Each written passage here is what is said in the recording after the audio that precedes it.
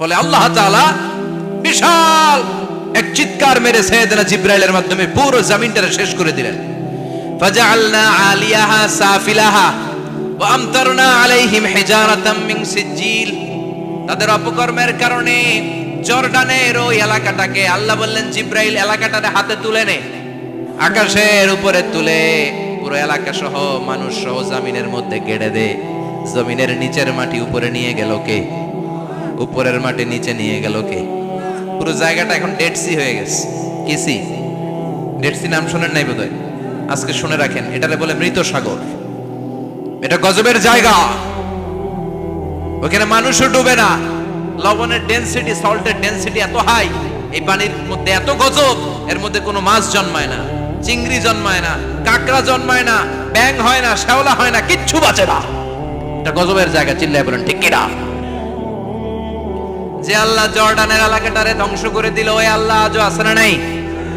এই জন্য নিজ দিয়ে তিনি যেমনি আযাব দিতে পারেন, ভূমিকম্প দিতে পারেন, জলোচ্ছ্বাস দিতে পারেন, উপর থেকে তিনি শিলাবৃষ্টি দিতে পারেন কি পারেন না? মাইথার দিয়ে কখনো শিলাবৃষ্টি হয়েছিল? হ্যাঁ, ফসল ক্ষেত শেষ করে দেয় না? ছাগল টাগল মরে যায়। ছাগল যদি ইয়েতে থাকে ক্ষেতের মধ্যে, বড় শিলা মাথায় পড়লে শেষ, মানুষও শেষ, টিনের চালও শেষ। কথা কন। এরপরে আল্লাহ যদি উল্কা বৃষ্টি পাঠায়, উল্কা যদি পড়ে, কই যাবেন? কোথায় যাবেন আপনি? উল্কা চিনেন?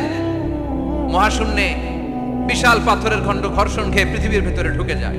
এই পৃথিবীতে সবচেয়ে বড় উল্কাপিণ্ড পড়েছে সাউথ আফ্রিকাতে। সাউথ আফ্রিকার একটা সিটি আছে, হোবা সিটি।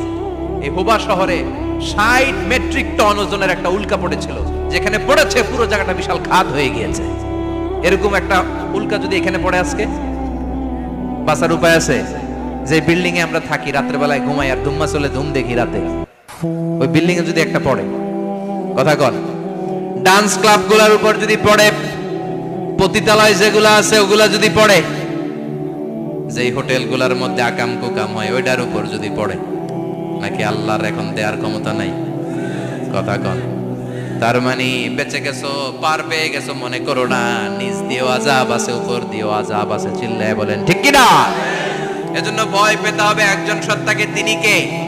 সব ক্ষমতার মালিক কে? এরপরে আল্লাহ বললেন, আওয়ালাম ইয়ারাউ ইলা আত-তায়রি ফাওকাহুম সাফাতিন ওয়া ইয়াকবিদনা মা ইউমসিকুহুন্না ইল্লার রাহমান ইন্নাহু বিকুল্লি শাইইন বাসীর। সুবহানাল্লাহ বলেন। আল্লাহ বলেন, তোরা নাস্তিক হস কেমন করে? মানুষ নাস্তিক হয় কেমন করে? মানুষ কি মুক্ত বিহঙ্গের দিকে নজর করে তাকায় না? আকাশে মুক্ত বিহঙ্গ নাই? বিহঙ্গ বুঝছেন তো? পাখি। পাখির কথা কোরআনে বললো কে? সুবহানাল্লাহ কইবেন না? ওয়া আরসালা আলাইহিম তায়রান আবাবিল। আবার কাবা ভাঙতে এলে পাঠাওয়া বাবিল। দাও খোদা দাও আমায় আবার উমর দরজ দিল। দাও খোদা দাও আমায় আবার উমর দরজ দিল। সুবহানাল্লাহ পড়েন। এই যে আল্লাহ বললেন ওয়া আরসালা আলাইহিম, তারপর তায়রান আবাবিল, তায়ের মানে পাখি, তায়ের মানে কি? আবার জান্নাতে যারা যাবে তাদেরকে পাখির ভুনাগোশত খাওয়াবে কে? জান্নাতে যাওয়ার সাথে সাথে প্রথমে আল্লাহ আপনাদেরকে মেহমানদারি করবে মাছের কলিজা দিয়ে। খাইবেন? মাছের কলিজার কথা শুনে জিহ্বায় পানি আসছে না কেন? আউয়ালু তুআমিন ইয়াকুলুহু আহলুল জান্নাতি ফাজিয়াদাতু কাবিদিল হুত। প্রথমে মাছের কলিজা, এরপরে পাখির ভুনাগোশত। তার মানে পাখির কথা কোরআনে আছে না নাই? আবার সাইয়েদনা সুলাইমান আলাইহিস সালামের একটা পাখি ছিল, এটার নাম কি ছিল? হুদহুদ পাখি। মাথার উপর দিয়ে চলতো, আর ওইটার চোখে জুমিং পাওয়ার আল্লাহ এত বেশি দিয়েছিল, এটা জমিনে নজর করলে বুঝতে পারতো কয় হাজার ফিট নিচে পানি আছে, পানিটা মিষ্টি না লবণাক্ত না কেমন, দেখে দেখে মুহূর্তের মধ্যে সাইয়েদনা সুলাইমানের কাছে সব তথ্য সরবরাহ করে দিত। কোন সুবহানাল্লাহ। এজন্য আল্লাহ বললেন, নাস্তিকগুলো কি পাখির দিকে তাকায় না? এই পাখির দিকে তাকালে পাখির রব আল্লাহরে খুঁজে পাওয়া যায়। পাখির দিকে তাকালে, মুক্ত বিহঙ্গের দিকে তাকালে কেমন করে পাখিগুলো উড়ে যায়। এই পাখিগুলো আকাশে ধরে রাখে কে? মা ইউমসিকুহুন্না ইল্লার রহমান। ওই রহমান ছাড়া কেউ পাখিগুলোর শূন্যে ধরে রাখতে পারে না। কত শত আয়াতে যে আল্লাহ পাখির কথা বলেছেন হিসাব নাই। কত ধরনের পাখি যে আল্লাহ বানিয়েছেন কোনো হিসাব নাই। আপনারা ঘরে জিওগ্রাফিক্যাল চ্যানেলগুলো দেখেন? হ্যাঁ, না জি বাংলা দেখেন? স্টার জলসা, কিরণমালা, কি দেখেন? জিওগ্রাফিক্যাল চ্যানেল দেখবেন। ওখানে দেখবেন একটা পাখি আল্লাহ তৈরি করেছে, পৃথিবীর সবচেয়ে ছোট পাখি, নাম হলো হামিং বার্ড। কি নাম? The smallest bird ever in the world. সবচেয়ে ছোট, এটা প্রাপ্তবয়স্কে 3 থেকে 5 ইঞ্চি লম্বা হয়।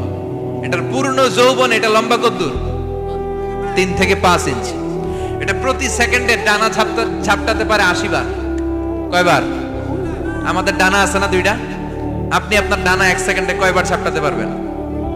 হ্যাঁ, আমি ঝাপটাইলাম, কয়টা হয়েছে 1 সেকেন্ডে? হ্যাঁ, 3টা 4টা ঝাপটা দিতেই আমার সেকেন্ড শেষ। কিন্তু এই পাখিটা প্রতি সেকেন্ডে তার 2 পাখা ঝাপটায় কয়বার? পৃথিবীর সব পাখি সামনে ওড়ে, তো এই পাখি সামনে যেমনি ওড়ে, এট দ্য সেম টাইম এই পাখি পিছনের দিকে উঠতে পারে। সুবহানাল্লাহ, বাড়িতে যাই বললেন। ইউরোপের আল্পস পর্বতমালায় গুগল করবেন যে আজকে গুগলে লিখবেন যে আলপিন সুইফট একটা পাখি আছে। এই পাখিটা একবার যখন শূন্যে উড়াল দেয়, উড়ন্ত অবস্থায় এটা আকাশে 6 মাস থাকতে পারে। আকাশের মেঘের আপ থেকে পানি খায়, শূন্যে ভেসে বেড়ানো পোকামাকড় ধরে খেয়ে বেঁচে থাকে। 6 মাস পরে একবার জমিনে ল্যান্ড করে নামে কয়েকদিন থেকে আবার উড়াল মারে, আবার উড়াল মারলে আবার 6 মাস। আলপিন সুইফট। আরেকটা পাখি আছে, অদ্ভুত পাখি, নাম হোমা বার্ড। এই হোমা বার্ড উড়ন্ত অবস্থায় ডিম পেড়ে দেয়, আর ওই ডিমটা জমিনে পড়ার আগেই মাঝখানে ডিম ফেটে বাচ্চা বেরোয়, বাচ্চা উঠতে শুরু করে দেয়। এই পাখিগুলোর কথা কোরআনে আছে না নাই? এজন্য আল্লাহ বললেন, আওয়ালাম ইয়ারাউ ইলাত তায়রি ফাওকাহুম সাফাতিন ওয়া ইয়াকবিদনা মা ইউমসিকুহুন্না ইল্লার রাহমান ইন্নাহু বিকুল্লি শাইইন বাসীর। আল্লাহ বললেন, নাস্তিকগুলো কি পাখির দিকে নজর করে তাকায় না? পাখির দিকে নজর করে যদি তাকায়, তখন পাখির রব আল্লাহরে খুঁজে পাবে। চিল্লায় বলেন ঠিক কিনা? পাখিকে আরবিতে বললে তয়ের। সবাই বলেন, পাখির আরবি কি? বিমানের আরবিও তয়ের। পাখি আরবি যা, বিমান আরবিও। এই পাখি নিয়ে গবেষণা করে বিমান বানাইছে। সুবহানাল্লাহ কইবেন না? আমরা বানাই নাই, আমরা তো খোঁচাখুচিতে ব্যস্ত, আমরা আছি ফতুয়া নিয়ে ব্যস্ত। তুই 20 কারণে কাফের, তোর চাচা 90 কারণে কাফের। তোর চাচা মরলে যেই জায়গায় কবর দেয়া হবে, ওই কবরের মাটির উপরে যে ঘাস উঠবে, ওই ঘাস যে গরু খাবে, ওই গরুর দুধ যে খাবে, ও কাফের। আছে না নাই? খালি কাফের ফতুয়া দেয় ব্যস্ত। আমরা ফতুয়া নিয়ে রইলাম, আর ওরা সব আবিষ্কার করে ফেললো। উইলবার রাইট আর অরভিল রাইট, এই 2 ভাই 1903 সালে এই বিমান আবিষ্কার করেছে, এই আয়াতের উপর গবেষণা করে। আওয়ালাম ইয়ারাউ ইলাত তায়র। ওরা কি পাখি নিয়ে ভাবে না? আমাদের তো ভাবার সময় নেই, আমরা আছি মদ নিয়ে আর নারী নিয়ে আর জুয়াবাজি নিয়ে। চিল্লায় বলেন ঠিক কিনা? এমন অনেক মন্ত্রীদের হোটেল আছে যেখানে পতিতালয়ের আড্ডাখানা। চিল্লায় বলো ঠিক কিনা? মুসলমান রাজ মদ আর নারী নিয়ে ব্যস্ত, আর ইহুদি খ্রিস্টানরা আমাদের সব ঐতিহ্যকে ধারণ করেছে। উইলবার রাইট অরভিল রাইট গবেষণা শুরু করে দিল। পাহাড়ে শুয়ে শুয়ে 2 ভাই খালি পাখির ছবি আঁকে, কেমনে পাখিগুলো টানা ছাপটা মেরে ওঠে, কেমনে নামে। গবেষণা করতে করতে করতে প্লেন বানায় ফেললো 1903 সালে। আজ থেকে 100 বছর আগের স্টোরি শোনাচ্ছি আপনাদের। তখনকার বিমান এখনকার বিমানের মতো ছিল না। আপনি দেখবেন যে শুরুতে বিমান কেমন ছিল। শুরুতে ভাঙ্গা চূড়া 2টা পাখা নিয়ে একটু উড়ে আবার থপাস করে পড়ে, কিন্তু আশা হারায় নাই, আবার উড়ে থপাস করে পড়ে। আমেরিকাতে সুবিধা করতে পারেনি। ফ্রান্সের এক কিং তাদেরকে ডোনেট করেছে বিপুল অঙ্কের টাকা দিয়ে। তারা প্রথম ফ্রান্সের একটা শহর থেকে আরেকটা শহরে পৃথিবীর প্রথম প্যাসেঞ্জার প্লেন নিরাপদে ল্যান্ড করেছে। মানুষের উড়ার স্বপ্ন সফল হতে শুরু করলো। এখন বিভিন্ন ধরনের বিমান একটার পর একটা শুরু হয়েছে। এই পৃথিবীর সবচাইতে দ্রুতগামী যে বিমানটা আগে ছিল, নাম ছিল কনকর্ড, যাত্রীবাহী বিমান। এটার পরে এখন একটা বাইরে হয়েছে বোম সুপারসনিক। কি নাম? Bomb supersonic. এত স্পিডে চলে, এই মাত্র দেখলেন এদিকে, এরপর দেখবেন নাই ওইদিকে। সুবহানাল্লাহ পড়েন। কি বিশাল বিশাল ডবল ডেকার গুলো নিয়ে শূন্যে উড়াল দেয়। A3 এয়ার বোয়িং A380 বর্তমান পৃথিবীতে সবচেয়ে বড় প্যাসেঞ্জার বিমান। কার্গো বিমান তো এগুলোর 7-8 ডবল বড় হবে। I am talking about the passenger plane A380। 525 জন যাত্রী নিয়ে এটা শূন্যে উড়াল দেয়। 525 জন যাত্রী, কেবিন ক্রু, পাইলট, বিমানের ওজন, খাবার দাবারের ওজন, ফুয়েলের ওজন, 525 জনের লাগেজ টাগেজের ওজন, এই সব নিয়ে শূন্যে উড়াল দেয়। সুবহানাল্লাহ কইবেন না? এই বিমান আবিষ্কারের আগ পর্যন্ত গোটা বিশ্বব্যাপী সব দেশে দেশে ছিল সেনাবাহিনী আর নৌবাহিনী। বিমান আবিষ্কার হওয়ার সাথে সাথেই শুরু হয়ে গেল বিমান বাহিনী, এয়ারফোর্স, মিলিটারি। এখন বোম সুপারসনিক বানায়, এখন ড্রোন হামলা করে, এখন মিসাইল হামলা করে, এখন স্যাটেলাইট পাঠায়। আমরাও পাঠাইছি। কি নাম? Bangabandhu satellite. We launching the Bangabandhu satellite channel last year. আমরা বঙ্গবন্ধু স্যাটেলাইটও পাঠাইছি উপরে। সবকিছু পাখির উপর গবেষণা করে হয়েছে। চিৎকার করে বলেন ঠিক কি না? এজন্য আল্লাহ ডেকে বললেন, গোলাম ওরা কি পাখির দিকে তাকায় না? পাখির দিকে যদি নজর করে একটিবার তাকাতো, নাস্তিক আর নাস্তিক থাকতে পারতো না। এজন্য নাস্তিকদের জন্য এই সূরার ভেতরে ডোজ আছে, আই ওপেনার আছে। সর্বশেষ আল্লাহ একটা প্রশ্ন দিয়ে এই সূরাটা শেষ করলেন। প্রশ্নটা শুনবেন? শুনবেন সবাই? আল্লাহ বললেন, কুল আরাআইতুম ইন আসবাহা মাউকুম গাওরান ফামান ইয়াতিকুম বিমাইম মাইন। বলো দেখি সবে, শুকাইয়া যদি যায় এই পৃথিবীর পানি, তাহলে হেথায় তটনির ধারা কে দিবে সবারে আনি? কে দিবেন? একদিন সকালবেলা ঘুম থেকে উঠছেন, টয়লেটে যাবেন, মুখ ধোবেন, স্কুলে যাবেন, অফিসে যাবেন, কাজে যাবেন, যায় দেখেন টিউবওয়েল চাপতেছেন, পানি নেই। ট্যাপ ছাড়লেন, পানি নাই। চোখের মধ্যে ময়লা, নাকে ময়লা। টয়লেটে যাবেন, পানি নাই। পুকুরে নাইমা দেখেন পানি নাই। বিশাল বিশাল মেশিন বসিয়ে মাটির নিচ থেকে ভূগর্ভস্থ পানি ওঠানোর চেষ্টা করলেন, একটা পানি নাই। এক ফোঁটা পানি গোটা বিশ্বে কোথাও নাই। কে দিব পানি আপনারে? পানি সম্পদ মন্ত্রী দিব, ডোনাল্ড ট্রাম্প দিব, শেখ হাসিনা দিবে? কেউ দিতে পারবে? এক ফোঁটা পানি বানানোর ক্ষমতা আমাদের নয়। ঠিক কিনা? পানির বৈজ্ঞানিক নাম হচ্ছে H2O। কি নাম? এই দেশে H2 নিয়ে কত কথা আছে না নাই? হাইড্রোজেনের দুইটা মলিকিউল, অক্সিজেনের একটা মলিকিউল। এই দুইটা গ্যাস, হাইড্রোজেন আর অক্সিজেন, দুই গ্যাস একসাথে মিলাইলে কি হয়? কথা বলেন। মিঠা নদীর পানি। সুবহানাল্লাহ পড়েন। আল্লাহ বললেন, ঘুম থেকে উঠে যদি দেখো পৃথিবীর সব পানিগুলো একেবারে পৃথিবীর নিচে চলে গেছে, কোন মাধ্যম দিয়ে এক ফোঁটা পানির জোগাড় আর বন্দোবস্ত করা যায় না, কে তোদেরকে পানি এনে দিবে? কথা কন। আল্লাহ ছাড়া এক ফোঁটা পানি এনে দেওয়ার মতো ক্ষমতা কারো আছে নাকি? আবার পানি থেকে পৃথিবীর সব কিছুরে বানালো কে? ওয়াজআলনা মিনাল মাই কুল্লা শাইইন হাই আফালা ইউমিনুন। আল্লাহ বললেন, পানি থেকে গোটা বিশ্বের সব আমি বানালাম। সব জীবিত জিনিস তৈরি হয়েছে পানি থেকে। এটা কোরআনের কথা। কার কথা? আর ১৫০০ বছর পর বিজ্ঞানীরা এখন বলছে পানি থেকেই সব প্রাণ এসেছে। সুবহানাল্লাহ পড়েন। বিজ্ঞানীদের রিসার্চে এসেছে পৃথিবীর সর্বপ্রথম যে প্রাণীটার উৎপত্তি, এটার নাম নাকি অ্যামিবা। কি নাম? It's a very small unicellular organism in the world. এককোষী শৈবাল অ্যামিবা এসেছে পানি থেকে, ওদের কথা। তারপরে এসেছে জুপ্লাঙ্কটন, ফাইটোপ্লাঙ্কটন, ব্যাকটেরিয়া প্লাঙ্কটন, একটার পর একটা ডেভেলপ করেছে। সব এসেছে পানি থেকে। পানি নাই তো কিচ্ছু নাই। পানি হচ্ছে প্রাণের ব্লুপ্রিন্ট। চিল্লায় বলেন ঠিক কিনা?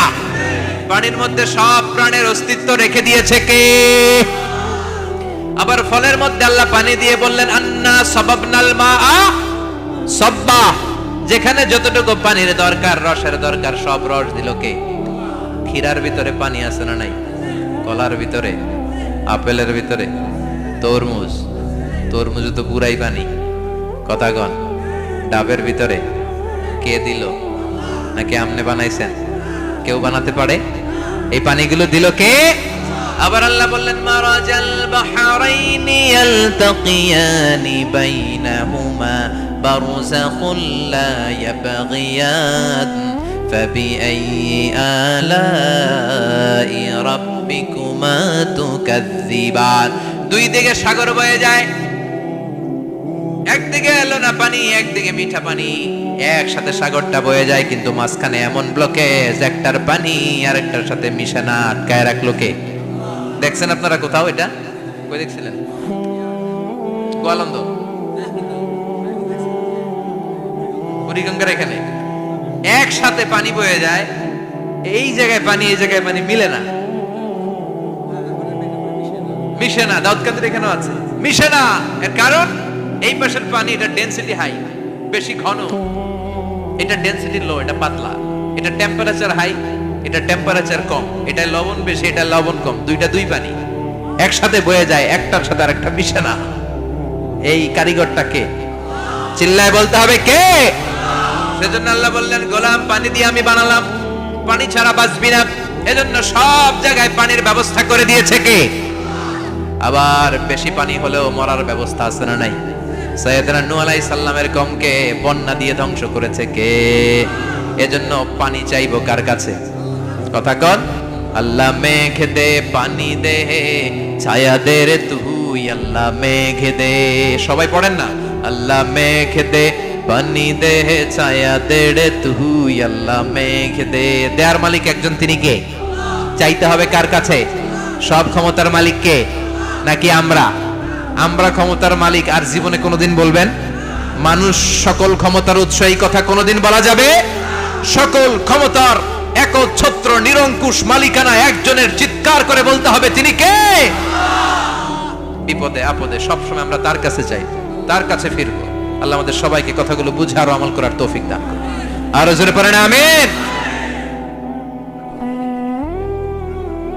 যতগুলো কথা বললাম কোরআন সুন্নাহর আলোকে বলেছি, বানিয়ে কিছু বলি নাই। তারপরেও আমার মনের অজান্তে কোনো মিস ইনফরমেশন যদি আমার মুখ ফসকে বেরিয়ে যায়, সেগুলো যেন আল্লাহ তাআলা আপনাদের স্মৃতিপট থেকে মুছে দেয়। পড়েন আমিন। সত্য সুন্দর হকের পক্ষে যা বললাম তার সব যেন আল্লাহ আমাদের সবাইকে আমলের তৌফিক দান করে। আমরা পড়ি আমিন। আল্লাহুম্মা আমিন। ইয়া রাব্বি লাকাল হামদু কামা ইয়ানবাগি লিজালালি ওয়াজহিকা ওয়া আযীমি সুলতানিক। লাকাল হামদু বিল ঈমান, লাকাল হামদু বিল ইসলাম, লাকাল হামদু বিল কুরআন। আল্লাহুম্মা জাআল, আল্লাহর আদেশে দেহে ঢুকে আল্লাহর আদেশে বের হয়ে যায়, ঠিক কি না? এই যে ছোট্ট বাচ্চাটার দেহের ভিতরে যে রূহ ঢুকলো, কে দিল? 120 দিনের আগে মানব শিশুর দেহের ভিতরে কিন্তু রূহের ফুৎকার হয় না। সহিহ বুখারীর বর্ণনা 40 40 40 340 কত কথা বলেন? প্রথম 40 থেকে নুতফা, তারপরের 40 হয় আলাকা, তারপরের 40 হয় মুদগা, sperm drop, blood clot and then the little flesh. ছোট্ট নাপাক পানি ছিলাম, শুক্রাণু ছিলাম আমরা। কি ছিলাম? শুক্র ছিলাম না, শুক্রাণু, শুক্রের অণু। এক ফোঁটা শুক্রের মধ্যে 20 কোটি অণু থাকে, ওই 20 কোটির একটা ছিলাম আমি আর আপনি। সুবহানাল্লাহ। বাড়ি থেকে বললেন ডিম্ব আমরা ছিলাম না, আমরা ছিলাম ডিম্বাণু। ডিম্বের এই ডিম্বাণু আর শুক্রাণু দুইটা মিলে আল্লাহ আমাদেরকে বানায় ফেললেন জাইগট, সেখান থেকে এমব্রয়ো, তারপরে আস্তে আস্তে ইনিশিয়াল স্টেজগুলো শেষে একটার পর একটা স্টেজ পার করে তিনি আমাদেরকে বানালেন আলাকা, সেখান থেকে মুদগা। আমাদের দেহের ভেতরে তিনি স্কেলিটন ভরে দিলেন, কঙ্কাল, মাথার স্কাল দিলেন, খুলি দিলেন, নাক কান গলা দিলেন, আমার রেসপিরেটরি সিস্টেম চালু করে দিলেন। কত ছোট ছিলাম আমি, ক্ষুদ্র ছিলাম আমি। ফালয়ানজুরিল ইনসানু মিম্মা খুলিকা, খুলিকা মিম্মাইন দাফিক। মানুষের উচিত তার সৃষ্টি প্রক্রিয়ার দিকে নজর করে তাকানো। বাবার পিঠ থেকে সবেগে নির্গত হওয়া পানি দিয়ে মায়ের পেটে তোমারে ঢুকায় দিল কে? নাপাক পানি থেকে ছোট্ট ব্যাঙ্গাচির মতো ছিলাম, জোকের মতো মায়ের জরায়ুর দেয়ালে লেগেছিলাম। সেখান থেকে বড় করতে করতে আমার রেসপিরেটরি সিস্টেম, আমার হেয়ারিং সিস্টেম, আমার সব সিস্টেমগুলো তিনি আমার দেহের ভিতরে সেট করে দিল। চিল্লায় কোন সুবহানাল্লাহ। 120 দিনের সার্টেন পিরিয়ড শেষে তিনি দেহের ভিতরে রূহের ফুৎকার দিলেন। দেয়া মাত্রই আমার রূহতে ধপ ধপ ধপ শুরু হয়ে গেছে। ওই যে ধপ ধপ শুরু হয়েছে, আজও থামে নাই। এই ধপ ধপ থামলে বাঁচবেন, দম ফুরাইলে আমরা ঠুস হয়ে যাবো, ঠিক কিনা? আরে মানুষ রঙিন ফানুষ, দম ফুরাইলে তবু তো ভাই কারোরই নাই একটুখানি। আরে মানুষ রঙিন ফানুষ, রঙিন ফানুষ, আরে মানুষ। সুবহানাল্লাহ বলেন। সে আল্লাহ বললেন, গোলাম জীবন আর মরণের মাঝখানে আমি তৈরি করেছি রূহ। পৃথিবীর বিজ্ঞানীরা সব বানাতে পারে, কম্পিউটার বানাতে পারে, প্লেন বানাতে পারে, হেলিকপ্টার বানাতে পারে, রকেট বানাতে পারে, কিন্তু গোটা বিশ্বের সব বিজ্ঞানীরা মিলে কি রূহ বানাতে পারে নাকি? কথা বলেন। গত বছর সোফিয়া নামে একটা রোবট আসছিল না? কথা কন। ওটা মাথা উঁচু করে নিচু করে কথা বলতে চায়, মানুষের মতো হতে চায়। আসলে কি মানুষ? ওটার মধ্যে কি রূহ আছে? রূহ বানাইতে পারবে কেউ? এই রূহ নিয়ে যে কত গবেষণা, মুমূর্ষ রোগীদের উপর গবেষণা চালিয়েছে অনেক। বুলেট প্রুফ গ্লাসের ভিতরে মুমূর্ষ রোগীকে রেখে রেখে তারা চেক করতে চেয়েছে আমেরিকান রুহু কোন দিক দিয়ে বের হয়। তারা ওজন করে দেখে মানুষ মরে গেলে কোন লাশের ওজন বেড়ে যায়, কোন লাশের ওজন কমে যায়। যেটাতে কমে গেছে 2-1 কেজি কমে যায়, তার অবাক। কিরা আগে ছিল 80 কেজি, এখন হচ্ছে 78 কেজি, তার মানে 2 কেজি না, এটাই রুহু। এটাই কি? এটা হচ্ছে গবেষণার ধাপ। অনেকগুলো মডিউল তারা আনে, অনেক মুমূর্ষু রোগীকে গ্লাস ফিডিং করা, ইন্টেনসিভ কেয়ারে রেখে তারা অবজার্ভ করে, আর অক্সিজেন মাস্ক খুলে দিয়ে তারা দেখে যে লোকটা ছটফট করে কিভাবে মরে। মরার আগে ওজন মাপ ছিল 80 কেজি, মরে গেছে পরে আবার ওজন দিয়ে দেখে 78 কেজি। কমছে কয় কেজি? বিজ্ঞানে কয় পাইছে, সবাই কয় কি পাইছে? কয় রুহু। কই পাইলেন? আগে 80, এখন 78, 2 কেজি। রুহুর ওজন কয় কেজি? তো বিজ্ঞানীদের সিস্টেম হচ্ছে যে কোনো একটা বিষয়ের উপর গবেষণা চালালে তারা পূর্ণাঙ্গ ডিসিশনে পৌঁছতে পারে না। They couldn't jump to the final conclusion just on one module, based on one module. They cannot do it. তাদের অনেকগুলো মডিউল আনতে হবে। তারা আবার নমুনা আনলো আরেকটা।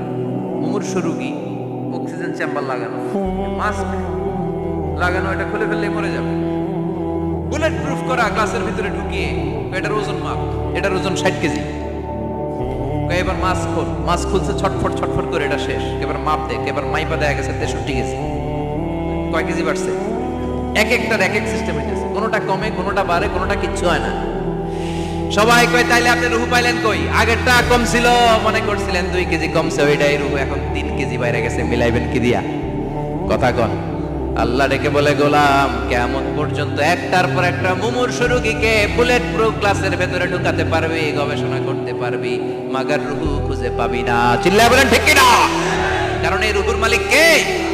সে আল্লাহ বললেন, আল্লাযী খালাকাল মাউতা ওয়াল হায়াতা লিয়াবলুয়াকুম আইয়ুকুম আহসানু আমালা। জীবন আর মৃত্যু বানালাম তোমাদেরকে পরীক্ষা করার জন্য। পরীক্ষা আছে না নাই? গোটা দুনিয়াটাই পরীক্ষা। আল্লাহ যারে পছন্দ করে বেশি তার পরীক্ষাও। আসাদুন নাসি বালাআন আল আম্বিয়া। এই পৃথিবীতে আল্লাহ সবচেয়ে বেশি বালা মুসিবত দিয়ে পরীক্ষা করেছেন নবীদের। কারণ নবীরা আল্লাহর কাছে কম প্রিয় না বেশি প্রিয়? যেহেতু প্রিয় বেশি, পরীক্ষা। এজন্য মুমিনের উপর যদি পরীক্ষা আসে, মুমিনের উপর যদি অত্যাচার আসে, মুমিনের উপর যদি ধৈর্যের পরীক্ষা আসে, জেল জরিমানা আসে, মুমিন ওইটারে ভয় পায় না। মুমিন ভয় পায় একজনকে। চিল্লায় বলেন তিনি কে? কারণ আল্লাহর ঘোষণা, ওয়ালা তাহিনু ওয়ালা তাহজানু। ঘোষণাটা কার? ভয় নাই, তোদের চিন্তা নাই। আনতুমুল আ'লাউনা ইন কুনতুম মুমিনিন। তোমরাই বিজয়ী হবা যদি মুমিন হও, যদি মুমিন হও। এজন্য ধৈর্যের পরীক্ষা দিতে হবে, আল্লাহর উপর তাওয়াক্কুল করতে হবে, অত্যাচার আর জুলুম আল্লাহর নামে সহ্য করে যেতে হবে। চিল্লায় বলেন ঠিক কি না? কারণ মুসলিমের সাথে আল্লাহ থাকে। মুসলিমের বদদুয়াকে বিশ্বনবী ভয় করতে বলেছেন।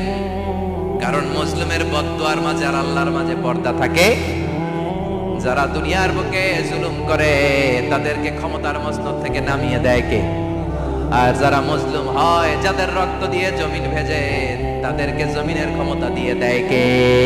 আর যারা রক্ত ঝরায়, ইতিহাস বলে তারা শেষ পর্যন্ত প্রাণ আর জান নিয়ে পালাবার জায়গাটা পায় না। চিল্লায় বলেন ঠিক কি না?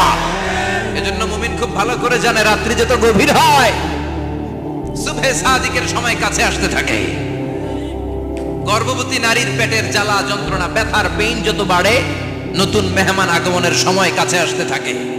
তেমনি ইসলামের পক্ষের শক্তির উপর যদি অত্যাচার, অনাচার, স্টিম রোলার বেড়ে যায়, এটা প্রমাণ করে ইসলামের বিজয়ের সময় কাছে আসতে শুরু করেছে। চিল্লায় বলো ঠিক কি না?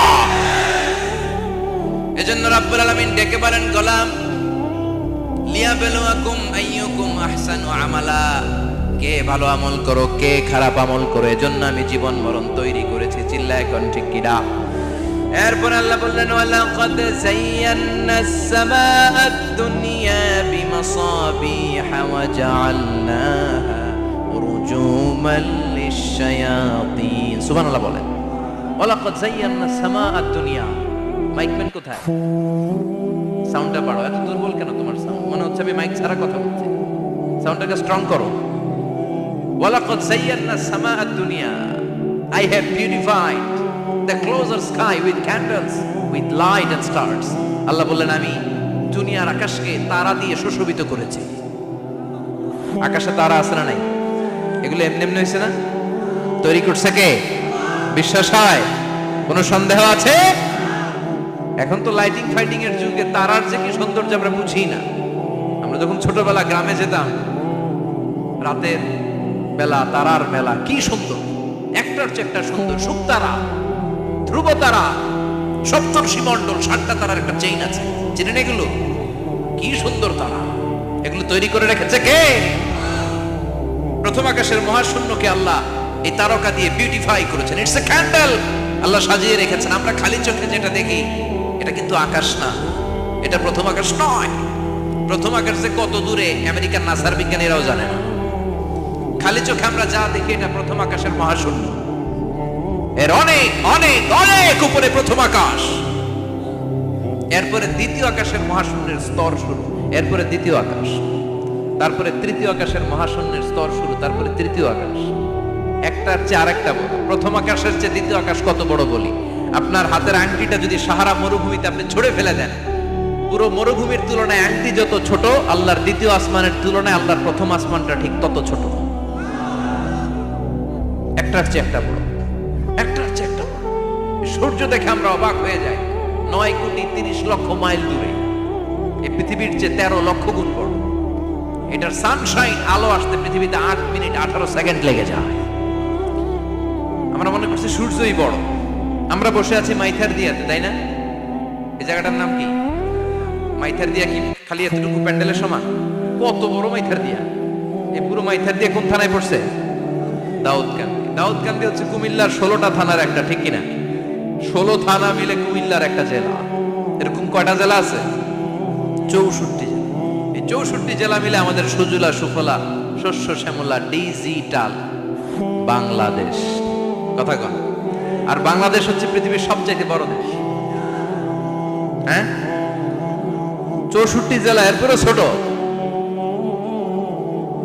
যাদের অ্যাটলাস ম্যাপ নিয়ে যাদের ধারণা আছে তারা দেখবেন বাংলাদেশ এই শব্দটা লেখার জায়গাও আমরা পাই না। মানচিত্রে বাংলাদেশ শব্দটা লেখার জায়গা পায় না। বিআরএ উঠে যায় ইন্ডিয়ার উপর, আর ডিএসএচ উঠে যায় আবার ইন্ডিয়ার উপর। মাঝখানের 2টা অক্ষর বাংলাদেশের উপরে পড়ে। চিল্লায় বলেন ঠিক কিনা? তো ছোট দেশ, পাশের ইন্ডিয়া 20-25 গুণ বড়। ইউরোপ আমেরিকার অনেক দেশ আছে, আমেরিকায় বাংলাদেশের চেয়ে 100 গুণ বড়। কানাডা কয়েকশো গুণ বড়, রাশিয়া কয়েকশো গুণ বড়। এরকম প্রায় 200 দেশ নিয়ে পৃথিবীর স্থলভাগ আর 70% হচ্ছে শুধু পানি। এই সব মিলে আমাদের এই পৃথিবী। আর এত বড় পৃথিবীর চেয়েও নাকি সূর্য 13 লক্ষ গুণ বড়। তার মানে সূর্যই বড় না, সূর্যের চেয়ে অনেক বড় তারা আছে। সূর্যের পরে পৃথিবীর সবচেয়ে কাছের যে তারা বা স্টার, ওটার নাম হচ্ছে প্রক্সিমা সেন্ট্রাই। নাম কি? প্রক্সিমা সেন্ট্রাই। এরপরে আলফা সেন্ট্রাই এ, আলফা সেন্ট্রাই বি, ইটা ক্যারিনা, বেটেলজিউস, এরকম একটার পর একটা তারা। যেই সূর্য পৃথিবীর চেয়ে 13 লক্ষ গুণ বড়, বেটেলজিউস নামে একটা তারা আছে, ওটা সূর্যের চেয়ে 33 কোটি গুণ বড়। তার মানে কি বেটেলজিউসই সবচেয়ে বড় না? ছোট্ট একটা তারা। এই বেটেলজিউসকে খেয়ে ফেলাইতে পারে এরকম 1000 কোটি গুণ বড় সাইজের তারা আছে না নাই? এরকম কয়েক বিলিয়ন তারা নিয়ে আমাদের গ্যালাক্সি গঠিত। আমাদের গ্যালাক্সি, এটার নাম মিল্কি ওয়ে। এটার নাম কি? আমাদের গ্যালাক্সি। এই গ্যালাক্সিতে আমাদের অবস্থান। এরকম কত হাজার কোটি গ্যালাক্সি আছে আমেরিকার নাসার বিজ্ঞানীরাও জানে না। আমাদের গ্যালাক্সির সবচেয়ে কাছের যে গ্যালাক্সি, ওই গ্যালাক্সিটার নাম হচ্ছে অ্যান্ড্রোমেডা। কি নাম? অ্যান্ড্রোমেডা। আমাদের গ্যালাক্সি থেকে কেউ যদি কাছের গ্যালাক্সি অ্যান্ড্রোমেডাতে যেতে চায়, তার 2.5 মিলিয়ন লাইট ইয়ার্স সময় লেগে যাবে। কথাটা কঠিন হয়ে গেছে, আমি ভেঙে বলি, তারপরে সুবহানাল্লাহ কই। আমাদের গ্যালাক্সির নাম মিল্কি ওয়ে। মিল্কি ওয়ে থেকে যদি কেউ অ্যান্ড্রোমেডাতে যেতে চায়, কত সময় লাগবে? 2.5 million light year. Light year মানে আলোক বর্ষ। আলোর গতিতে যদি ছোটা যায়, 2.5 মিলিয়ন মানে হচ্ছে প্রায় 25 লক্ষ। তাহলে পৃথিবীতে সবচেয়ে দ্রুতগামী যে বিষয়টা আবিষ্কৃত হয়েছে সেটা হচ্ছে আলো। এই যে লাইট মারলে যে ছোটে, এই লাইট প্রতি সেকেন্ডে 1,86,000 মাইল বেগে ছুটতে পারে। 1 মিনিটে না, 1 ঘন্টা না, 1 মিনিটে না, 1 সেকেন্ডে আলো চলে যায় কয় mile? 1,86,000। Could you imagine that? আপনি কল্পনা করতে পারেন? হয়তো মাথা নাড়াইতেছেন। এটা কি কল্পনা করা যাবে? আমার তো তার ছেড়ে যাচ্ছে। 1 সেকেন্ডে নাকি আলো ছুটে 1,86,000 মাইল বেগে। এক সেকেন্ড শব্দ কইতে তো 2 সেকেন্ড লাগে, কথা কোন? এর মধ্যে আলো চলে গেছে 1,86,000 মাইল। তো কোন রকেট যদি আপনি পান, যে রকেট দিয়ে সেকেন্ডে 1,86,000 মাইল বেগে রকেটটা ছুটবে প্রতি সেকেন্ডে, খেয়াল করেন, ঘন্টায় না, মিনিটে না, কিসে? সেকেন্ডে। যে রকেটটা সেকেন্ডে 1,86,000 মাইল বেগে ছুটবে, ওই রকেটটা দিয়ে আমাদের গ্যালাক্সি থেকে আমাদের পাশের গ্যালাক্সি অ্যান্ড্রোমেডাতে পৌঁছতে আপনার 25 লক্ষ বছর লেগে যাবে। সুবহানাল্লাহ, বাড়িতে গিয়ে বললেন। এরকম বিশাল বিশাল তারা দিয়ে আমাদের আকাশটারে বিউটিফাই করেছে কে? এজন্য আল্লাহ বললেন, ওয়ালাকাদ যায়্যানাস সামাআদ দুনিয়া বিমাসাবিহা ওয়া জাআলনাহা রুজুমান লিশ-শায়াতিন। আমি এই দুনিয়ার আকাশটারে সুন্দর সুন্দর তারকারাজি লাইটের মতো সেটিং করে সুশোভিত করেছি, আবার এই তারকা দিয়ে আমি শয়তানদেরকে প্রহারও করেছি। সুবহানাল্লাহ, শয়তানদেরকে আল্লাহ তারা মেরে আঘাত করে। সুবহানাল্লাহ বলেন। এরপরে এই সূরার প্রথম রুকুর শেষে আল্লাহ বললেন, وَأَسِرُّوا قَوْلَكُمْ أَوِ اجْهَرُوا بِهِ إِنَّهُ عَلِيمٌ بِذَاتِ الصُّدُورِ أَلَا يَعْلَمُ مَنْ خَلَقَ وَهُوَ اللَّطِيفُ الْخَبِيرُ। আল্লাহ বললেন, وَأَسِرُّوا قَوْلَكُمْ, তোমরা যদি গোপনে কথা বলো, أَوِ اجْهَرُوا بِهِ, কিংবা স্পষ্ট করে বলো, সব শুনে কে? আপনি যেমনি বলেন শুনবে কে? বলেনই নাই, কিন্তু মনে মনে ভাবছেন শুনবে কে? সুবহানাল্লাহ কইবেন না? সাত আকাশের উপরে, আরশের উপরে তার অবস্থান, সাত জমিনের নিচে কোন গোপনতম প্রকোষ্ঠে, কোন ছোট্ট বাক্সের ভেতরে যদি কোনো পিঁপড়া, পিপিলিকা নীরবে হেঁটে যায়, আল্লাহ বলে আমি ওই পিঁপড়ার হেঁটে চলার পায়ের আওয়াজটাও শুনতে পাই। এজন্য কেউ যেটা শোনে না, শুনে কে? এরপর আল্লাহ বললেন, হুয়াল্লাযী জাআলা লাকুমুল আরদা যালুলান ফামশু ফি মানাকিবিহা ওয়া কুলু মির রিজকি ওয়া ইলাইহিন নুশুর। সুবহানাল্লাহ বলেন। আল্লাহ ডেকে বললেন, গোলাম, তোমাদের জন্য জমিনটারে আমি বিছানা বানিয়েছি। আল্লাযী জাআলা লাকুমুল আরদা ফিরাশা, জমিনটারে বিছানা বানিয়েছে কে?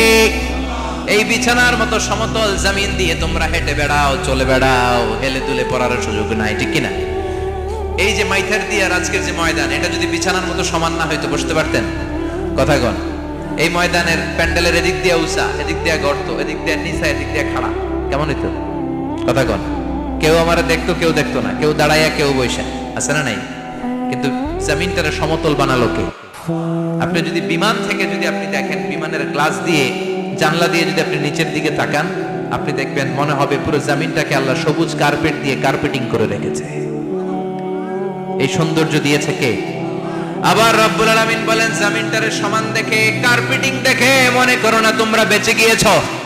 আমার দেয়া বিধান আমার জমিনে যদি কায়েম করতে না পারো, এই কার্পেটিং করা জমিনের ভেতরে আযাব আছে না নাই? এই পুরো জমিনের ভেতরে আছে আগুন আর আগুন। আগ্নেয়গিরির অগ্নুৎপাত জ্বালামুখে বিস্ফোরণ করে দিয়ে গোটা বিশ্বটারে মুহূর্তে মেসাকার করে দিতে পারে কে? এজন্য আল্লাহ ডেকে বললেন, গোলাম, আমিনতুম মান ফিস সামাই আন ইয়াখসিফা বিকুমুল আরদা ফাইযা হিয়া তামুর। তোমরা কি ভেবেছো নাকি বেঁচে যাবা? আমি চাইলেই পুরো জমিনটারে কাঁপিয়ে দিতে পারি। আইয়াখসিফা বিকুমুল আরদ, খাসাফ মানে ল্যান্ডস্লাইড। খাসাফ মানে কি? ল্যান্ডস্লাইড, ভূমিধস, ভূকম্পন, আর্থকোয়েক, আছে না নাই? বাংলাদেশে তো ভূমিকম্প হয় না, না? টের পাইছেন? মাঝে মাঝে মাঝরাতে হয় না? 3টার দিকে নিজেই দৌড় দিব না, বাচ্চারা লইয়া দৌড় দিব, লুঙ্গি পইরা দৌড় দিব না, লুঙ্গি ছাড়া দৌড়াবো, কথা কর। এই ভূমিকম্প আছে না নাই? আল্লাহ বলে, মনে করো না জমিনটা সমতল, কার্পেটিং করে দিয়েছি, এই কার্পেটিং এর ভিতরেও আগুনের দলা আছে না নাই? আবার আল্লাহ বললেন, আমিনতুম মান ফিস সামাই আন ইউরসিলা আলাইকুম হাসিবা। নিচে যেমনি কার্পেটিং করা জমিনের ভেতরে অগ্নুৎপাত রেখে দিয়েছি, মাথার উপর থেকে আযাব দেওয়ার সুযোগ আছে না নাই?